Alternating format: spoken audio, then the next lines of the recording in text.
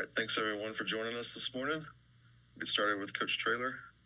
Just use the raise hand function and wait for me to call on you for questions. JJ, you want to get us started? Jeff, what were some of your biggest takeaways after watching this last game on film? Defensively, just how much better we were as far as not getting penalized. That was the biggest difference to me. We did give it the one big play. We didn't fit, the pressure correct, and quarterback got loose. He was a tremendous athlete. But our defense is dominant. Offensively, just, again, the penalties, we had 0 offensive linemen jump off sides, and FAU did a great job of stemming their front and moving it. But our guys did a great job of that. Moved the ball really well. Just, 3 crucial turnovers. Not getting touchdowns down there in the fourth, but 2 great field goals by Tate. That was big. Just offense was different. We haven't turned the ball over all year. That hadn't been kind of our deal. It's just been the penalties, and got the penalties cleaned up, and then the turnover bug jumped out there. But a good win, a solid win, and I was pleased with the game. Jeff, how important was that middle part of the game, the part before halftime and then coming out of halftime, getting that score? In the 2 previous games, that kind of time frame hasn't gone y'all's way. Houston, made a great tackle on the interception. That's something that probably should be recognized. Dan made a great tackle on the first interception. And we almost had them out on that one too. But then Cyrus made the great, strip sack and recover. So that was just a huge turning point. From that point on, they had 27 yards, I believe, and we had over 350 from then on. So I think that was the difference in the ball game.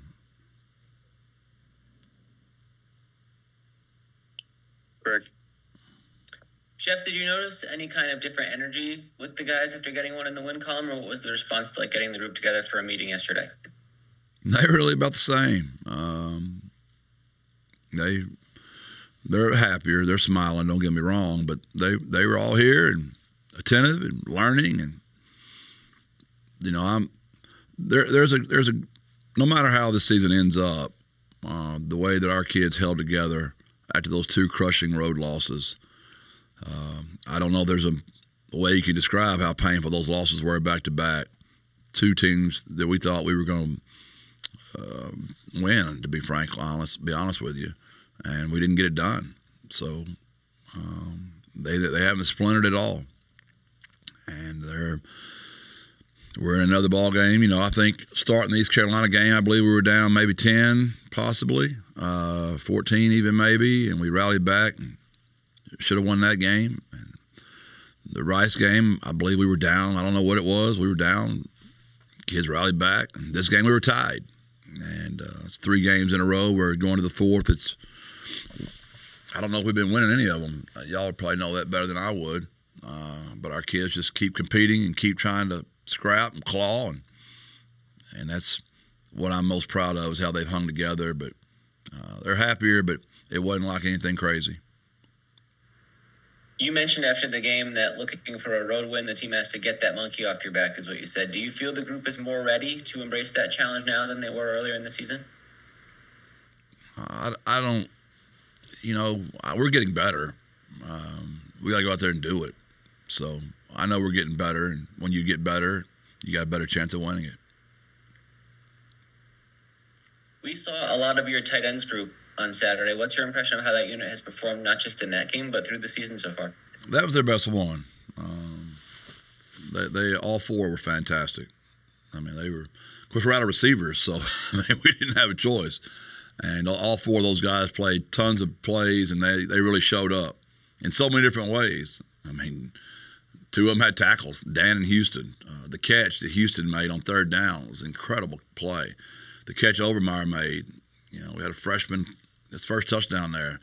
Jamel, a freshman, 2nd touchdown. Brandon High, a sophomore. I don't know how many touchdowns that's for Brandon now, but, had a lot of young kids step up, and that was really good to see. A sophomore quarterback, Ben Rio's first start, played really well. So we keep getting injured, but we have guys that keep stepping up and really proud of how those tight ends performed. Oscar, like always, another great catch on the verticals, and every one of them were big in the game, from Dan to Patrick to Houston to Oscar. Really proud of that group, and I know Coach Ritterman, that's as happy as he's been for his tight ends, and he should be. Does the offense operate any differently when you have those guys split out wide or in the slot compared to where a receiver would normally be in that role, or do they just kind of step into the same responsibilities? Yeah, it's 10 personnel, 11 personnel, 12 personnel. You got to know the book. So we don't play a lot of 10. We just haven't had the receivers healthy enough to do it. And even historically, when we had deep and great and healthy, we just don't. We're going to try to run the ball a little bit more. So we've been, I'd say historically here we're 65% 11, probably 35% 12. But obviously in this game, I bet we were. I haven't broken down the exact data, but I bet we were 100% 12 and maybe some 13 as well. We talked a lot in the spring and the summer about Oscar Cardenas kind of changing his body type to come into the season a little bit leaner. How have you seen that translate to the field so far? He's had a great year. He's probably our best offensive lineman. He just plays tight end, and probably our best wide receiver, but he just plays tight end. The kid's a phenomenal player, great leader, great athlete, and man, we're going to miss that kid, man. He's been an unbelievable staple in our program for 5 years, and he's one of the reasons that locker room's still together. I've seen that locker room get splintered on other teams before, not our team, but on other teams I've been a part of. When you're 2-4, you lose 2 road games. I've seen it come apart before, but we've got some great leaders that have held this thing together.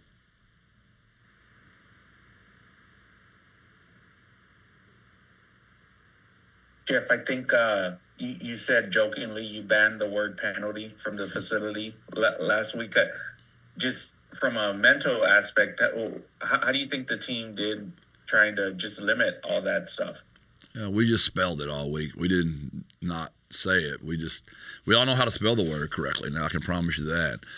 I just think we were, believe it or not, probably trying too hard. And, we got off to a rough start against Kennesaw. We got the bug, and we never could get out of its way. And then it kept showing up in the same areas. So really proud of how we handled it. The emotional penalties are the ones on defense that were bothering me. And then offensively, just the pre-snap with our offensive line, but we were great. I also, I don't want to be superstitious, but I don't want to jinx us either. It was sure nice for 1 week, and now I was waiting on Greg to ask me today, like, what are we going to do to stop running into the punt returner? That's what I thought the question was going to be, and I was going to try to smile and tell him, don't run into the punt returner. Jeff, you mentioned it a little bit earlier with the wide receiver group. Just how would you characterize the overall health of your team at this point as compared to a normal season for you? Decimated. DJ Allen tore his ACL in the Rice game. He'll be done for the year. JT on his catch, his very first catch back, 2 seasons, actually 3 seasons now. Tore his ACL on his good knee. So he's done for the year as well. We haven't had Amador all year, 11 weeks now. McEwen has been out, got hurt in the Rice game on his touchdown. It's just very frustrating. Mackay, our freshman, he had a shoulder injury, so we hadn't had him all year. It's been very frustrating. Lost Jaron Randall, early in the year. He's been out for 8 weeks now. It's been frustrating, to say the least, JJ, and I'm very proud of Chris Carpenter. The kid just keeps hanging in there. Willie, who did not practice for 2 weeks, literally just played in the game. He did a great job just pushing through. Like I said about Jamel and JJ and Jace. Jace had a great 3rd down catch in that 4th quarter and broke a tackle. So I'm really proud of the ones that are still standing, but I would say that room's pretty decimated, honestly, JJ. How do you guys just plan to move forward from that? I think I saw, does that leave you 4 scholarship receivers in that room moving? Yeah, we'll keep playing those tight ends. Thank God those guys are healthy and they're good. We're just not running the balls consistently as we wanted to. But, we lost Mekhi Hart for the season. We lost Vinley for the season. We lost Luke Lopez for the season. And you got Corey up there playing basically on one leg. So some of that's to be expected. But really, really grateful for how well Ben Rios played. That was a huge addition for us and helped us win the games. And Kamar had another great game at left tackle, and Big J played well at right tackle. Those guys battled. We were sound up front. We didn't turn anybody loose. We protected our quarterback very well. We didn't have a real good plan for controlling their sound linebacker. That was disappointing. We missed some of those, but we kept chipping away at them enough that in the fourth quarter, the dam finally broke. Right. Jeff, you mentioned JT's injury. Obviously, it's been a tough string of luck for him. How is he emotionally? Have you talked to him since then? Yeah, he's the team meeting yesterday, and he's JT, man. He's the most one of the most amazing humans I've ever met in my life. Same beautiful smile, same positive attitude. Man, lift him up. That's a lot on a young man, and there's not a better kid out there than JT Clark. Is it possible that he could have future eligibility in college, or where does this go from here? We think we'll be able to pull that off. We feel pretty positive about that. We'll see. We'll see what he wants to do and what all his plans are. I haven't spoken to him. He just found out yesterday, so I didn't think that was the time to be going there mentally with him yet. So we'll see what he wants to do, and we'll see what the future looks like for JT. You guys had another pretty significant injury. It looked like just a few plays later with Ken Robinson. Is there any update on how he's doing? We'll find out. We'll see what he can do. Obviously, Ken, another 5-year guy for us, and we'll see. We're not quite sure yet. I was asking you about the tight ends earlier. I wanted to check in on Houston Thomas in particular. What is it that he's brought that he's emerged as such a productive target the past couple of weeks and through this season? He just keeps getting better every day. He's long. He's fast. He can catch. He's a great kid. Those tight ends they're good football players, and it's a boring answer, but kid just wins the day every day. He's a really great human that works his tail off every day, and Oscar's done a fantastic job of mentoring and molding that room. How about with Patrick Overmeyer? What is it about his talent that projects for his ability to grow, and where do you see his career heading from here? He's a lot like Houston. Patrick's a little younger, but again, tall, can run, coachable, loves the game, smart, just another really good young player that we're all going to have to wrap our minds around this new way of college football. You're going to have to be able to. Your roster management is going to be huge, and now that the schools can be involved, how we take care of those young players and keep them here in San Antonio, so we're not just developing them for other programs, and that's going to be a big part of us moving forwards to be successful at UTSA in the future. It seemed like Owen McCown in this game and really through the season has been at his best when he's able to work the middle of the field. Is there a reason he's been able to thrive in that area?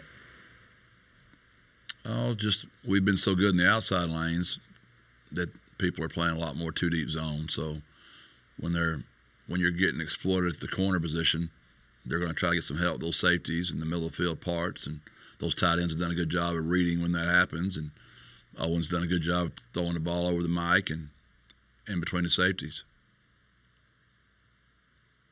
We've seen flashes from Jamel Hardy a couple times this year now. How has he grown in your time around him to be ready for this moment? Just keeps working, young, developed, just keeps working. And when guys go down, they're ready for their chance to step up in there. Now, obviously, we didn't know all these young guys were going to be out there this soon because we had some older guys we thought were going to be out there. But with the injuries, they've been forced to play, and with playing time, you just keep getting better. I repeat, I just don't want to be developing players for other coaches. I want them to stay right here in San Antonio, and our fans get to benefit. Our defense is very dominant. They've been here for a long time, and if we want to be dominant on offense, we got to keep our guys here. JJ. Jeff, it feels like we never talk about special teams unless something goes wrong. It seemed like that group had a good outing this week. Can you highlight what they did well and how you see that group trending? Early, in the game, Ian Jackson almost blocked the punt, and that got him shook. And then Cam, knocked the purse protector back into him, which got us a block punt. And I have been asked quite a bit about there was actually 3 penalties in the game for run to the punt returner, 2 by us, 1 by them, because you had those 2 punt returners were not going to fair catch the ball. So no matter how high the ball was punted, when you're a gunner, usually they're going to fair catch that thing. And they didn't. Neither one of them did. And all of them got whacked pretty good, but a bunch of penalties on that.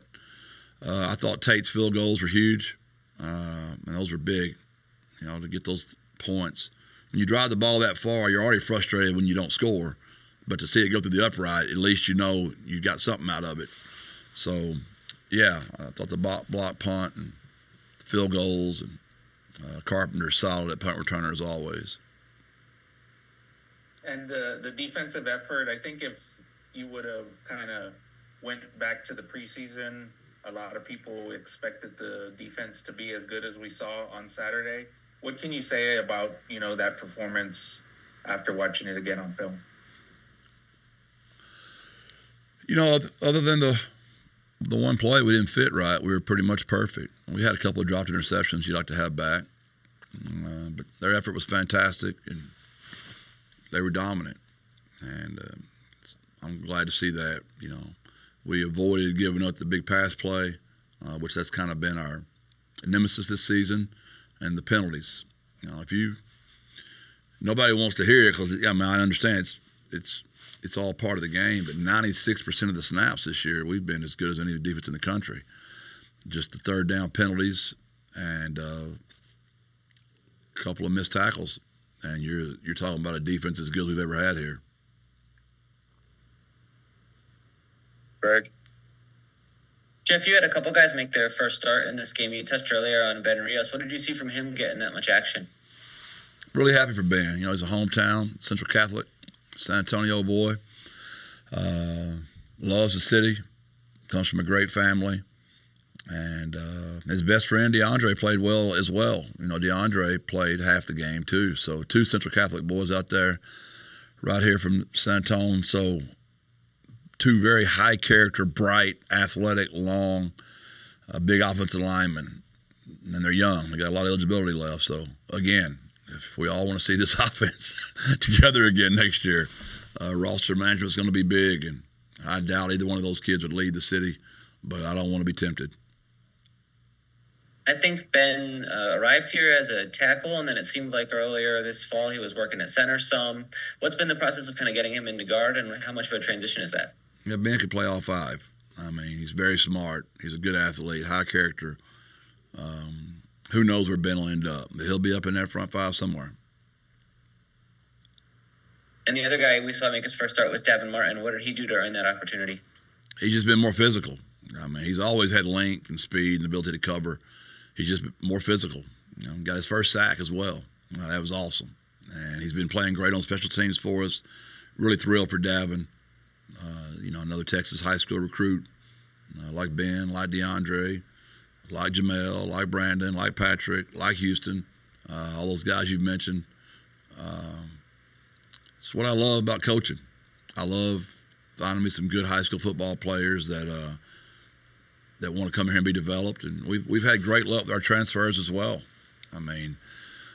Tripp is a transfer from Kansas State, but he's been here 4 years. Brandon Brown is from Tulane, but he's been here 4 years. I love to develop players, and the way college football is nowadays, it's not that way much anymore. But we've got to get ours to a situation where we don't have to. Our kids aren't going to be asking for the money that those huge places are, but we got to take care of them still. And then last one for me is about Tate Sandell. Obviously made 3 field goals in the game. What's just been your reaction to seeing the way he's been able to step up and take on the field goal kicking duties? Another great high school Texas football player out of Port Neches Grove. Got a lot of eligibility left. Really worked his tail off, just like all those other young kids have. You know, it's just they got their opportunity. They prepared. They've been winning the day, and they're out there executing right now. And it's a wonderful sport, man, when those kids are getting some rewards for all their hard work. It's a very painful sport when those same kids who've been working their same tails off don't get the rewards that you want them to as a high school coach or a college coach. Is there anything else for Coach Traylor this morning? All right, thanks, everyone.